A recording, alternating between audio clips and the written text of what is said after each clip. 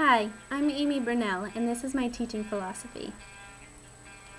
I believe that teaching is the most important and influential endeavor that anyone could pursue. Education impacts quality of life and the structure of a society. Democracy, equality, and cultural tolerance are all results of education. As an educator, I believe that outlining and understanding personal beliefs about the learning process are a prerequisite because of the impact education has on others. Learning happens all the time in different ways to different people. Adults tend to teach themselves using outside sources to gain skills to accomplish tasks or just for pure personal curiosity. Young children also have curiosity about the world, but often need help in finding appropriate, more knowledgeable others to learn from. I will focus on adolescent education here, however, because that is the age group I intend to teach. Adolescents need choice and power in their own education to maintain curiosity and motivation. The unmotivated and uninterested teen is far too common in today's schools. On page 81 in Horace's Compromise by Theodore Sizer, the message that personal esteem is one of the most powerful educational tools is concisely conveyed. Quote, people, adolescents included, respond to challenge, and they feel that personal esteem when their power is recognized and sought, end quote. However, since teens are in the awkward stage of just starting to learn the adult world, they still need some rules and boundaries. As Sizer suggests, we could think of it as putting adolescents on a learner's permit, so they have freedom and power, but within safe restrictions. I agree strongly with Sizer, and also believe that a huge problem is the structure of U.S. schools. Our schools are time-based, not academic-based. Instead of having to prove knowledge to graduate, a student needs to earn a certain number of credit hours. They need more intellectual freedom than the structure provides, but there still needs to be limitations for teens. I used to think that personal freedoms in intellectual pursuits were of the utmost importance for all age groups.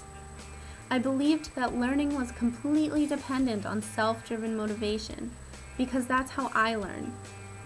My view has evolved in that I do not believe that adolescents benefit the most from a lack of restrictions. Certainly some teens would be able to take on the educational challenge with self-driven zeal, but most teens don't have the logical planning skills yet. The adolescent brain undergoes crucial and often emotionally painful development, and during this time period, the clarity and direction provided by teachers can be essential for success.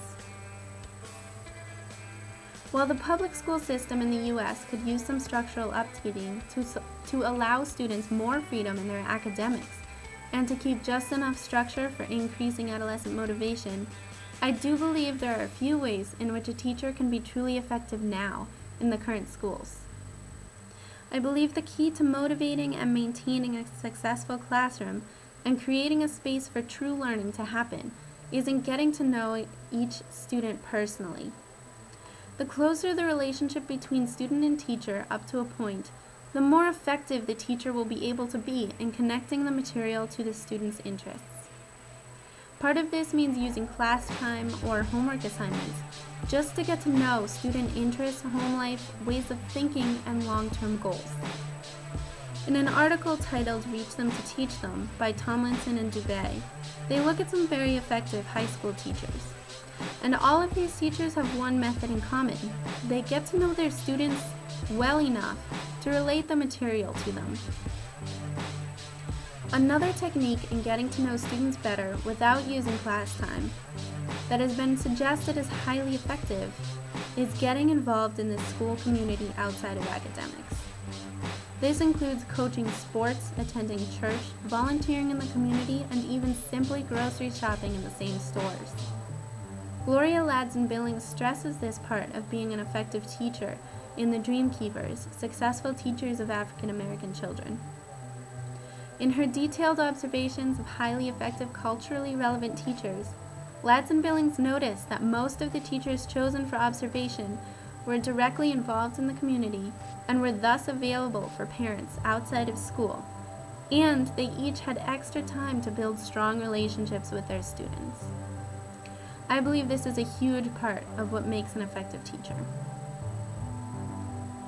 Besides building relationships with students, it is extremely important for a teacher to be careful that they never make assumptions about a student. My own experience and many sources of literature confirm the importance of this action. As a teenager, I often didn't get enough sleep or was too hungry or was thinking about a different aspect of life in a classroom and my performance suffered. For a teacher to assume something about me as a student because of one incident would break the trust and respect I had for the teacher. While teaching a classroom of culturally diverse people, it is difficult but necessary to never assume anything about a student's culture, home life, or anything else. In Miguel Ruiz's The Four Agreements, it is suggested that instead of making assumptions, it is better just to ask about the situation. In this way, the relationships built up with students can be better maintained because trust and respect will be unbroken and reciprocated. Lastly, in teaching and in life, everyone makes mistakes. It's important to accept that mistakes will be made, apologies will be required, and solutions can always be found. People continuously grow and develop and learn, and this includes teachers.